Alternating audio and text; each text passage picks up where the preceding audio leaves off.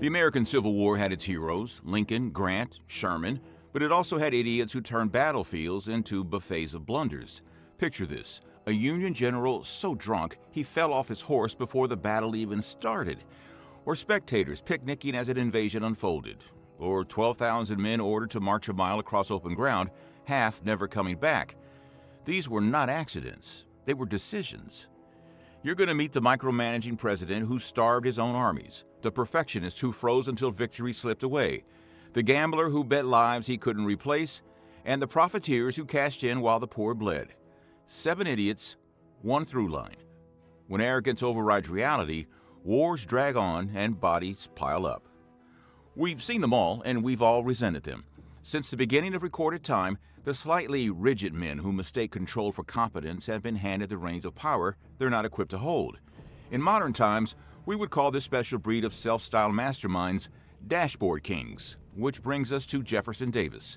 The Confederate president was a West Point graduate, a Mexican-American war veteran, and even a former U.S. Secretary of War. Naturally, when secession fever swept through the South, he stepped into the role of commander-in-chief, but there was just one problem. Jefferson Davis had zero grasp of supply chains. Using his pedigree and military reputation, Davis assumed leadership of a rebellion built on states' rights, and then, in one of the greatest contradictions of the era, tried to run it like an autocrat. The Confederacy entered the war with just 9 million people, nearly half of them enslaved, and with a fraction of the industrial capacity of the North. To put that into perspective, Northern industry produced about 97% of all firearms in America. So, what did Jefferson Davis do with his fragile base? Well, he centralized command, feuded with generals like Beauregard, and ignored urgent pleas from state governments for food and clothing. Yeah, you heard that right. The president of a rebellion founded on resisting central authority tried to smother his own allies, and most of the time, thank goodness, he failed. You see, Davis's obsession with control left his army starving in the field. At Vicksburg in 1863, besieged Confederate troops were reduced to eating rats and mules, with some reports alleging that men boiled shoe leather to survive. The Confederate Treasury confirmed that by 1864, inflation had reached a staggering 9,000%, making basic goods impossible to afford. Oh yeah, and instead of building cooperation, governors hoarded their supplies, furious that Davis had trampled over the very autonomy they had seceded to protect. One of Davis's biggest mistakes was not learning from his mistakes. Hemmed in by shortages that made victory nearly impossible, Jefferson Davis repeated the same micromanaging playbook year after year. Only rarely did he secure cooperation, and when he inevitably failed, this Confederate ignoramus blamed his generals instead of his own poor judgment. Believing that discipline alone could win the war, he allegedly interfered in petty assignments, sacked officers who disagreed, and ignored audits showing supplies rotting in depots. The irony was, though, that Davis himself was ruined by the very rigidity he championed. His last disaster came in 1864-65, when Confederate armies crumbled across every front. For 3 years, they had barely gained ground, and then, in a matter of months, they lost Atlanta, the Shenandoah Valley, and the Carolinas. As the lines collapsed, Davis fled south from Richmond, still demanding that his starving men stand firm. Desertion soared. By some estimates, over 100,000 soldiers walked away rather than serve a cause that could not feed them. Over 100,000 soldiers walked away rather than serve a cause that couldn't feed them. In April 1865, Davis was captured in Georgia, ending his reign of micromanaged failure. To be fair, some argue that Davis's centralization was necessary to hold a coalition of fractious states together. But in practice, his style starved the front lines without creating unity. Treating rebels like subjects bred resentment faster than loyalty, and the Confederacy collapsed from within. Micromanagement, the rebels' royal road to ruin. If Davis starved his armies from the top, our next fool starved them of something even more fatal: discipline. It was July 21, 1861, and Union General Irvin McDowell was leading the Army of Northeastern Virginia into its first major test of the war. Just 3 years earlier, Fort Sumter had fallen, and now the pressure from Washington was deafening. The Union needed a quick victory to prove the rebellion could be stamped out in 90 days. The newspapers shouted, "On to Richmond," and the crowds believed it. But McDowell was a reluctant commander. He was a respected logistics officer, meticulous with supply lines, But he had little battlefield experience and no illusions about his army. He warned Lincoln and the cabinet that his men were untrained, that they needed months of drilling, but he was ignored. Political enthusiasm had overruled military caution. The plan was deceptively simple. March south with 35,000 volunteers, cross Bull Run Creek, overwhelm the Confederates, and continue down the road to Richmond. In theory, it would end the war before it truly began. In practice, it was chaos. The Army consisted of 90-day volunteers, armed but barely drilled, and the march itself was delayed by poor scouting and logistical bottlenecks. McDowell tried to maneuver around the Confederate left, but the complexity of the plan outstripped the discipline of the troops ordered to carry it out. At first, the offensive seemed to work. Union brigades crossed the creek and pushed Confederate defenders back.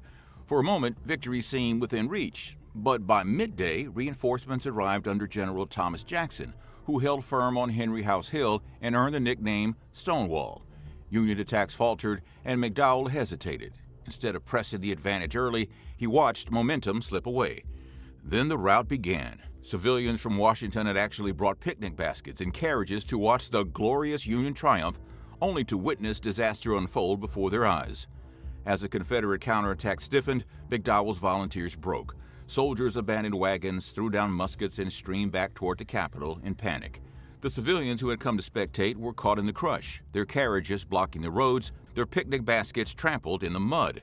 It was a scene of humiliation rather than glory. The receipts were damning. According to Union reports, 2,900 men were lost in the battle, compared to about 1,750 Confederate casualties. In raw numbers, it was not catastrophic, but in symbolism, it was devastating.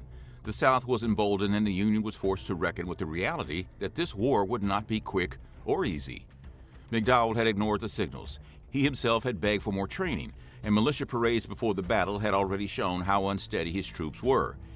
Yet political pressure forced him into the field, and he carried out a plan he knew was fatally flawed.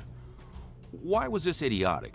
Because he assumed that enthusiasm equaled readiness. Survivorship bias convinced him and his superiors that zeal alone could carry men through a campaign. Instead, it prolonged the war and gave the Confederacy its first major morale victory. The damage was immense. Total casualties reached 4,700, and the defeat hardened Confederate resolve while extending the conflict by years, costing hundreds of thousands of lives. Now, to be fair, McDowell was trapped by political necessity. Lincoln and Congress wanted action, and the Northern public demanded quick results. But the rebuttal is clear. By rushing forward without discipline or preparation, McDowell turned momentum into embarrassment. Unfortunately, picnics don't win battles. But if McDowell froze when the moment came, our next general went the other way, waiting so long for perfect conditions that victory slipped through his fingers. Before disaster tarnished his image forever, Union General George B. McClellan had been celebrated as the young Napoleon, admired for his brilliance in organization and training. But the man who could turn raw recruits into a polished army also carried a fatal flaw. He chronically overestimated his enemies, often by a factor of 2 to 1. He was, according to Lincoln himself, a man with the slows, a drill master who dazzled on paper but stumbled when decisive action was required. In 1862, McClellan unveiled his great design, the Peninsula Campaign. For months, he drilled and delayed, believing that only perfect conditions could guarantee success. Even while commanding more than 100,000 men, he wrote in frustration, "I need more men." This fixation on numbers became his mantra, a blind spot that paralyzed his ability to strike. Then came Antietam. In September, Union soldiers stumbled upon a miracle, Robert E. Lee's Law Special Order 191, laying out Confederate troop positions. Imagine finding your enemy's entire playbook and still refusing to win. Any aggressive general would have crushed Lee's divided army on the spot. Instead, McClellan hesitated. On September 17, 1862, he deployed his troops gradually, holding back reserves while the battle raged. As men died in the cornfields and the sunken road ran red, the largest Union force ever assembled waited idle. Even with his opponent's plans in hand, McClellan delayed. The receipts were damning. Lincoln's letter seethed that McClellan's missed pursuit cost the Union a decisive victory. Union intelligence made clear the Confederates were far weaker than McClellan imagined. Still, he clung to inflated estimates and refused to press the attack. Warnings were everywhere. Scouts returned with reports disproving his fears. Lincoln sent direct orders to move forward, but McClellan ignored them, convinced that the enemy was stronger and that his army was not ready. This paralysis by analysis turned advantage into stalemate. Metrics of readiness replaced momentum, and the promise of victory dissolved. The damage was immense. Antietam became the bloodiest single day in American history, with 23,000 casualties. And instead of crushing Lee, McClellan allowed him to slip back into Virginia, prolonging the war by more than 2 years. To his credit, McClellan built the Army of the Potomac into a disciplined and professional force, instilling order where chaos had reigned.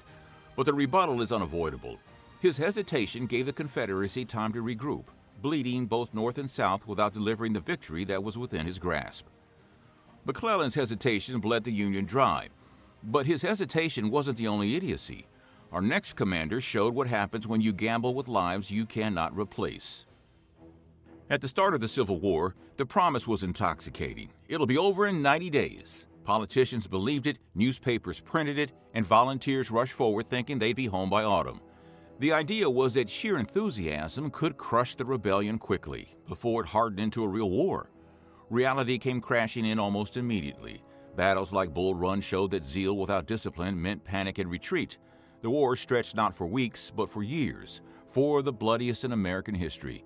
Instead of quick victories, the Union and Confederacy settled into a grinding stalemate of attrition. The irony was cruel. Those first 90-day enlistments began expiring just as the real fighting started, leaving commanders scrambling to replace men who had signed up for glory, not a war of endurance. It created deserters faster than victories, proof that enthusiasm does not equal readiness. That lesson, that enthusiasm does not equal readiness, should have been obvious by 1864.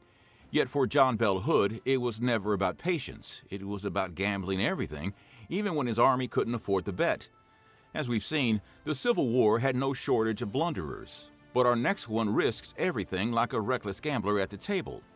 John Bell Hood was once regarded as one of Robert E. Lee's fiercest young commanders, earning rapid promotion after leading his Texans with undeniable courage. But by 1864, the man once known for bold charges had been shattered physically, losing the use of an arm at Gettysburg and a leg at Chickamauga, and elevated into high command. With his body broken and his judgment clouded, Hood became the Confederacy's most dangerous liability.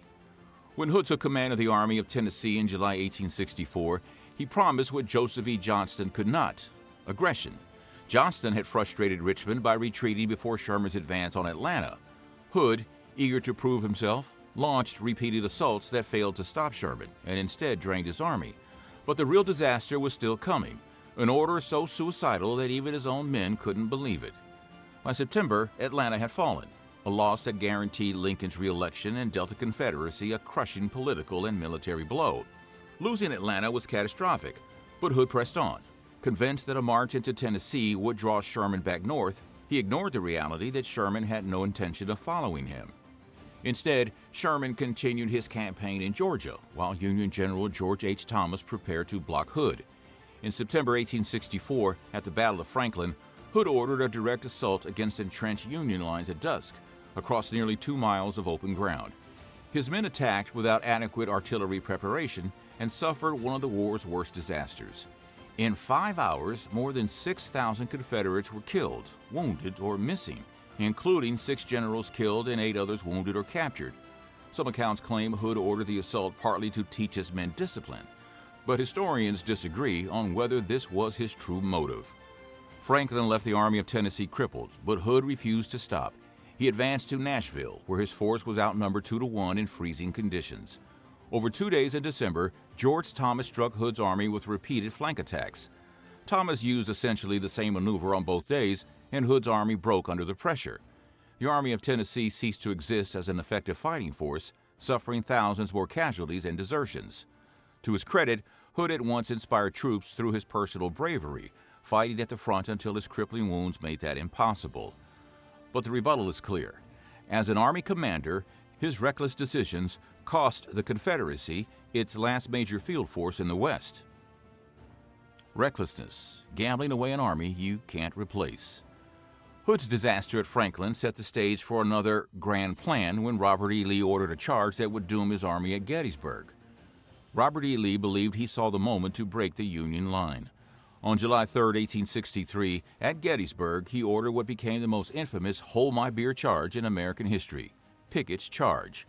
While the plan bore the name of Major General George Pickett, overall command rested with Lee and his Corps commander James Longstreet.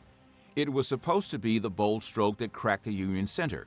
Instead, it became the high water mark of the Confederacy, a phrase that meant only that things would never go so well for the South again. The idea was deceptively simple. 3 divisions, Pickett's Virginians, Pettigrew's North Carolinians, and Trimble's men would march across nearly a mile of open ground and smash through the Union line at Cemetery Ridge. Lee convinced himself that after 2 days of fighting, Union morale was shaken and that the center was vulnerable. Believing this, he did not prepare his men with alternatives or ensure his artillery could properly support the attack. What Lee did not realize was that the Confederate bombardment had largely failed. Many shells overshot the Union position, while Union Chief of Artillery Henry Hunt deliberately ordered his batteries to slacken fire, tricking Colonel Edward Porter Alexander into believing Union guns had been silenced.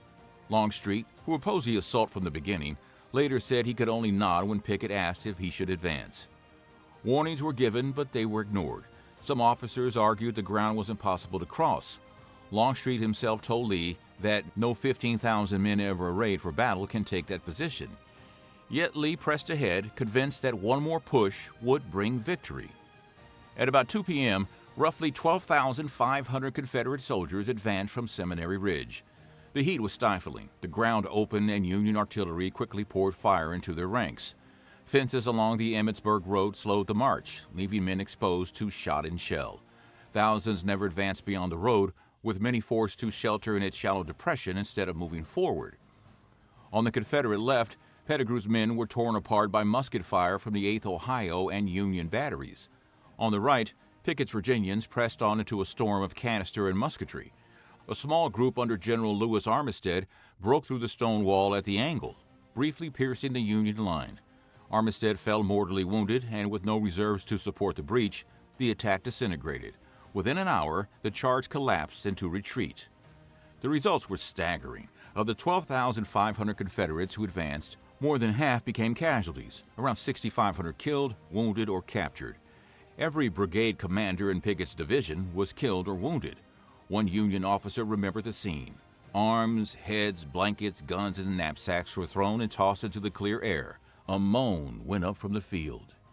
To be fair, the men who marched showed extraordinary discipline and courage under impossible conditions. But the reality is unavoidable. No amount of bravery could overcome entrenched rifles and cannon across open ground. Romance, sending men into a mile of fire. Lee's folly cost him the war's high water mark, but while men bled in the fields, chaos erupted in the cities meant to feed them. Pickett's folly marked the Confederacy's high water mark, and while armies bled in the fields, chaos was erupting in the cities that fed them. In 1863, Congress rolled out the first federal draft, but with a fatal loophole. For $300, roughly a year's wage for a laborer, the wealthy could buy exemptions, leaving the poor to carry the burden. The result was fury. In New York City, crowds turned draft offices into rubble, police into targets, and neighborhoods into battlegrounds. For 4 days, the streets ran wild, leaving at least 120 people dead and millions in property destroyed. The ugliest scenes were directed at black New Yorkers, who were lynched in broad daylight by mobs looking for someone to blame. Instead of rallying unity, the draft revealed a truth as brutal as any battlefield charge. When incentives favor greed over equity, legitimacy collapses into violence. And if riots at home exposed how fragile the Union's foundation could be, the next blunder showed how badly things could fall apart when a general mistook bloodshed for strategy. The man at the center of this disaster was Major General Ambrose Burnside. Naturally, his troops followed him into battle, but there was just one problem. Burnside was absolutely unsuited to high command. Using his connections to President Abraham Lincoln, who had just removed George McClellan after Antietam, Burnside was promoted to lead the Union Army of the Potomac in November 1862. He inherited about 118,000 men, the largest army on the continent. To put that into perspective, Robert E. Lee commanded roughly 78,000 Confederates. So what did Burnside do with this massive advantage? He marched on Fredericksburg, where in December he launched one of the most lopsided failures of the entire war. Burnside's guiding idea was to act quickly. even when timing and logistics were against him. And they were against him, because the pontoon bridges needed to cross the Rappahannock River arrived weeks late due to bureaucratic and supply delays. During that time, Lee was entrenched on the heights behind Fredericksburg. By the time the Union Army attempted to cross, about 40,000 Confederates were positioned along a stone wall at Marye's Heights, backed by more than 50 artillery pieces. One Confederate officer remarked, "A chicken could not live on that field when we open on it." The definition of insanity is doing the same thing over and over again and expecting different results. But this could easily apply to stupidity as well. Burnside ordered repeated assaults across 900 yards of open ground, uphill against entrenched cannon and rifles. In total, 13 separate charges were made in front of Marye's Heights. The Irish Brigade, for example, sent about 1,200 men forward. The next day, only 256 were able to report for duty. Eyewitnesses describe survivors clinging to the coats of fresh regiments, pleading with them not to advance. The irony was that Burnside's disaster was compounded by poor communication. On the Union left, Major General George Meade briefly broke through Stonewall Jackson's position at Prospect Hill. But vague orders and a lack of coordination meant the success went unsupported. Burnside, believing the main fight was in Marye's Heights, kept funneling brigades into the killing ground rather than exploiting the breakthrough. By nightfall, thousands of Union dead and wounded carpeted the slope, and the Confederates still held the wall. The receipts? Staggering. On December 13, 1862, Union losses totaled about 12,600 compared to fewer than 5,000 Confederate casualties. Roughly 8,000 of those Union casualties came from the futile charges at Marye's Heights. Not a single soldier broke the Confederate line there. To be fair, Burnside believed he had to move before winter shut down campaigning. Lincoln and General-in-Chief Henry Halleck also pressed him to act, warning him against hesitation. But the rebuttal is plain. By mistaking speed for strategy, Burnside converted opportunity into slaughter.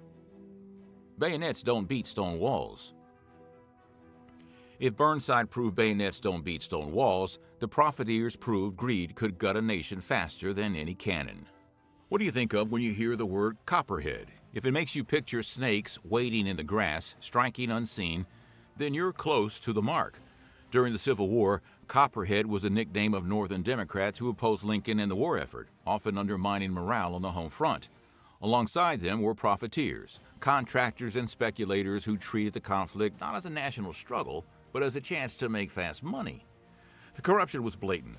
Union soldiers at the front begged for equipment, but some contractors delivered uniforms made from cheap rags that fell apart in the rain and boots that disintegrated after a march through mud. The word shoddy entered the language because of these worthless goods. Meanwhile, speculators hoarded flour, salt, and fuel, forcing prices higher while families at home tightened belts and soldiers went without. And then came the Copperheads. Ohio's Clement Vallandigham thundered that Lincoln was a tyrant and the war was a wicked crusade. Their speeches and pamphlets encouraged draft resistance. In July 1863, New York erupted in the draft riots. 4 days of mob violence had killed at least 120 people, injured thousands, and caused millions in property damage. The ugliest scenes targeted black New Yorkers, who were beaten, lynched, and burned out of their homes in broad daylight.